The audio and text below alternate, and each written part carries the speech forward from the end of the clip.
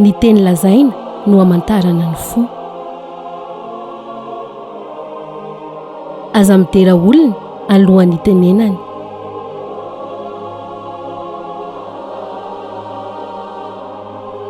Andriamanitra manome antsika ny fandresena amin'ny alalan'i Jesosy Kristy Tompontsika.